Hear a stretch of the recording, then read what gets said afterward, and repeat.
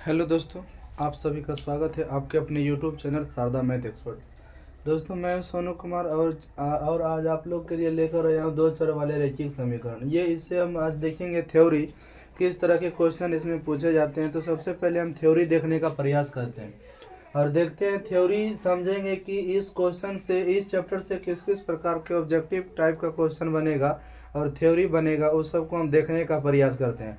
तो सबसे पहले है कि दो चर वाले रैखिक समीकरण। तो इसमें कहीं ना कहीं क्या क्या होगा कि दो गो चर रहेगा। कितना चर रहेगा? दो चर रहेगा। इस समीकरण में कितना चर रहेगा? दो चर। तो देखिए, अगर हम मान लेते दो गो समीकरण a1x b1y और c1 बराबर 0 मान लिए, फिर a2x प्लस b2y और प्लस c2 बराबर क्या मान लिए? 0 मान लिए। तो आप देख सकते हैं कि a1x plus b1y plus c1 बराबर 0, ये समीकरण पहला हुआ, ये समीकरण दूसरा हुआ। तो पहले समीकरण के x के गुणांक वाला a1 कहलाता है, फिर y के गुणांक वाला b1 कहलाता है और अचर पद c1 कहलाता है। फिर उसी तरह से दूसरे समीकरण के x के गुणांक वाला a2, y के गुणांक वाला b2 और c के यानी कि अचर पद क्या कहलाता है? c2 कहलाता है। तो सबसे पहले ये हमारा क्वेश्चन बनेगा कि बताइए कि कहेगा कि अद्वितीय हल कब होते हैं। तो लिखेंगे अद्वितीय हल होंगे जब। तो बताइए अद्वितीय हल कब होता है? तो हम कहेंगे कि अद्वितीय हल तभी होगा जब a1 बटे a2 is equal to not b1 बटे b2।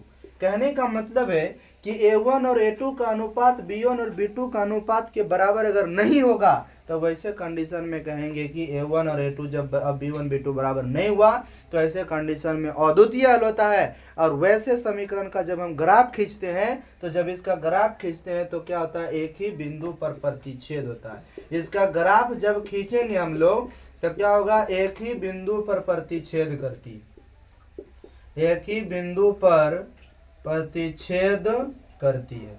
क्या करती है मेरे बाबू? एक ही बिंदु पर प्रतिच्छेद करने का काम करती है। एक ही बिंदु पर क्या करती है? प्रतिच्छेद करती है। यानी जब एक ग्राफ खींचेंगे तो एक ही बिंदु पर क्या करेगा? प्रतिच्छेद करेगा। और द्वितीय हल कब होता है? जब a1 बटे a2 b1 बटे b2 आपस में बराबर नहीं हो, यानी पहला समीकरण और दूसरा समीकरण का हम क्या करेंगे? अनुपातिक करेंगे। जैसे हम एग्जाम्पल के दैट आपको समझाने जा रहे हैं। जैसे एक समीकरण लेते हैं, लिखा हुआ है 2x प्लस 3y प्लस 5 बराबर 0, और एक दूसरा समीकरण लिखा हुआ है 3x प्लस 5y प्लस 3 बराबर 0। ऐसे कंडीशन में देखिए, x के गुणांक वाला a1, फिर क्या कहलाएंगे? अगले समीकरण के x के गुणांक वाला क्या कहलाएगा? a2। अब ये देखते हैं कि अद्वितीय हल है या नहीं। तो देखिए क्या करेंगे, a1 बटे a2 किए थे, b1 बटे b2। उसी तरह से यहाँ देखिए 2 बटे 3 करेंगे और 3 बटे 5। बताइए बराबर कभी होगा? ये 2 बटे 3 है, 3 बटे 5 कभी बराबर हो ही नहीं सकता है। अब इस जन्म की कितना जन्म में देखिएगा तैयो ये बराबर नहीं होगा, तो ये बराबर नहीं हो सकता, इक्वल टू नॉट है, यानी कि इक्वल नहीं है। तो 2 बटे 3, 3 बटे 5, ऐसे समीकरण को हम लोग कहेंगे अद्वितीय हल। कौन सा हल कहेंगे? अद्वितीय हल कहा जाता है। इसे एक और हल के नाम से जाना जाता है, जिसे हम लोग बोलते हैं संगत हल। क्या कहते हैं? संगत हल। तो क्वेश्चन भी पूछा जाता है कि बताइए अद्वितीय हल को क्या कहते हैं? संगत हल कहते हैं। अद्वितीय हल को क्या कहते हैं? संगत हल कहते हैं। क्या कहते हैं? संगत हल कहते हैं। इसका ग्राफ खींचेंगे, ऐसे समीकरण का ग्राफ खींचेंगे। ग्राफ 5 नंबर के पूछा जाता है। ग्राफ अगर खींचेंगे ना, तो इसका एक ही बिंदु पर प्रतिच्छेद, मतलब इस प्रकार की शेप बनेगी, ऐसी आकृतियां बनेगी। एक ही बिंदु पर क्या करेगा? प्रतिच्छेद करने का काम करता है। तो ये आपका हो गया अद्वितीय हल। बढ़िया से देखिएगा वीडियो, पक्का है कि समझ में आएगा। नहीं समझ में आएगा तो फिर हमको आप कहिएगा कमेंट कर। तो अद्वितीय हल कब होता है? जब a1 बटे a2 equal to not b1 बटे b2 होती है तब। और ये दोनों समीकरण तो हमेशा रहेगा, जब तक दो समीकरण नहीं रहेगा तब तक वो दो चर वाले रैखिक समीकरण नहीं होता है। देखिए, तब तक आप लोग लिखिए।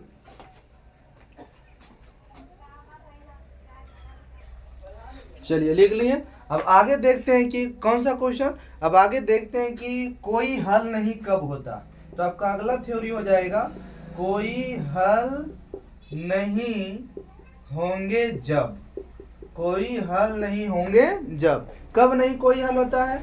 जब a1 बटे a2 बराबर b1 बटे b2 is equal to not c1 बटे c2। मतलब आगे वाला दोनों बराबर रहेगा और पीछे वाला अगर बराबर नहीं रहेगा तो ऐसे कंडीशन में हम कहते हैं कि कोई हल नहीं होगा।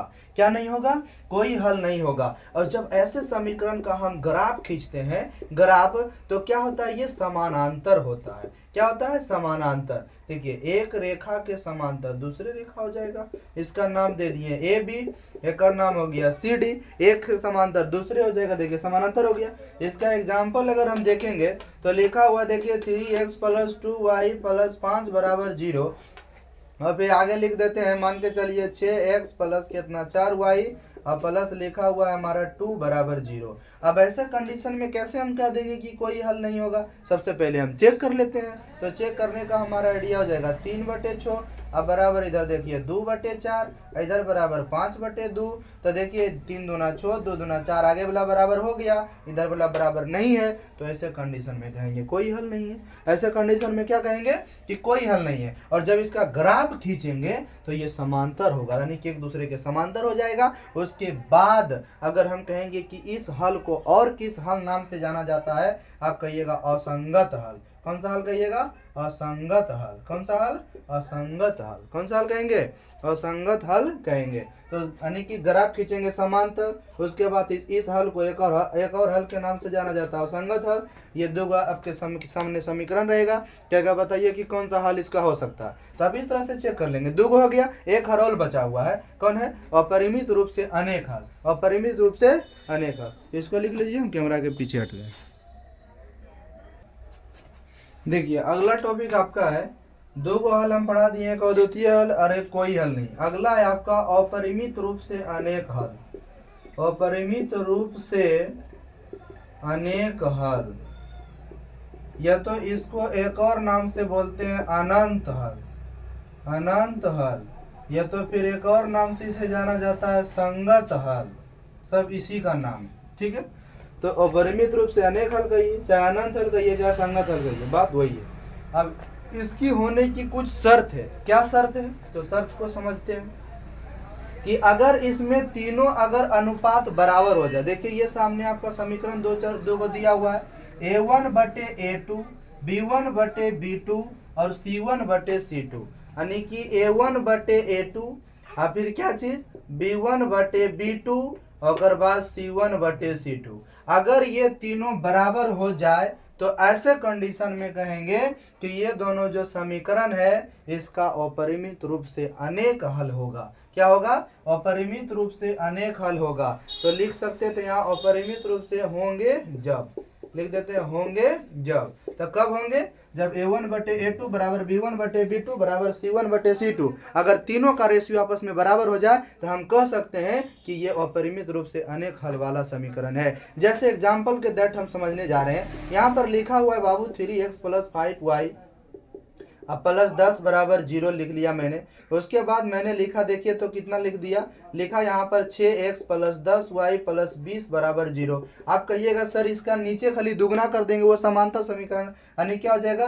अपरिमित रूप से अनेक हल वाले समीकरण हो जाएंगे दोनों। देखिए ना, यहाँ पर बटे करते हैं, 3/6, 5/10 और बाद लिखें 10/20। तो यहाँ से काटेंगे, 3 दूना 6, 5 दूना 10, 10 दूना 20, सबका रेशियो सेम आया, 1/2, 1/2, 1/2। बताइए आया कि नहीं आया? तो ऐसे कंडीशन में हम क्या कहेंगे? ये अपरिमित रूप से अनेक हल होगा। तो आपको जांचने के लिए 3 गो शर्त हमने बताया, एक अद्वितीय हल, एक कोई हल नहीं, और एक क्या चीज? अपरिमित रूप से अनेक हल के बारे में बताएं। और इसका कोई अगर पूछे कि बताइए अपरिमित रूप से अनेक हल वाले समीकरण का ग्राफ कैसा होता है, तो आप कहिएगा संपाती होता है। अब कहिए सर संपाती क्या होता है? संपाती हम उसे कहते हैं जब एक ही रेखा पर एगो और रेखा खींच दिया जाता है। ये एगो रेखा है, एकरा पर एगो और खींच देंगे, एकरा पर एगो और रेखा खींच दिया जाएगा, उसे क्या कहेंगे?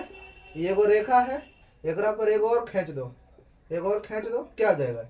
ये अपरिमित रूप से अनेक हल का ये ग्राफ है, और ये क्या हो जाएगा? संपाती होगा। क्या होगा? संपाती हो जाएगा। तो इस तरह से देखे हैं कि अपरिमित रूप से अनेक हल वाले इसका ग्राफ हो जाएगा संपाती। ग्राफ क्या हो गया? संपाती हो गया। कोई दिक्कत है? तो 3 गो हल हमने पढ़ा दिया आपको। कितना हल? 3 हल हमने पढ़ा दिए। और परिमित रूप से अनेक हल कहिए, या तो फिर इसी को अनंत हल, इसी को संगत हल कहिए। इसका ग्राफ खींचेंगे, संपाती होगा। संपाती का मतलब होता है एक रेखा पर एक और रेखा खींचा जाएगा और ऊपरे चढ़ के, तो क्या हो जाएगा? संपाती हो जाएगा। ठीक है। इस तरह से ये आपका थ्योरी हो गया, यानी कि दो चर वाले रैखिक समीकरण का थ्योरी। अगले वीडियो में हम आपको बताएंगे कि दो चर वाले रैखिक समीकरण को कितने विधि से हल किया जाता है। इस सब पर हम फोकस करेंगे और फिर मिलते हैं कल। इसको अच्छी तरीके से आप लिख लीजिए और कमेंट करिएगा कि ये वीडियो आपको कैसा लगा। शेयर करिए दोस्तों में। इसी तरह से आपको हम डेली वीडियो देते रहेंगे। Thank you.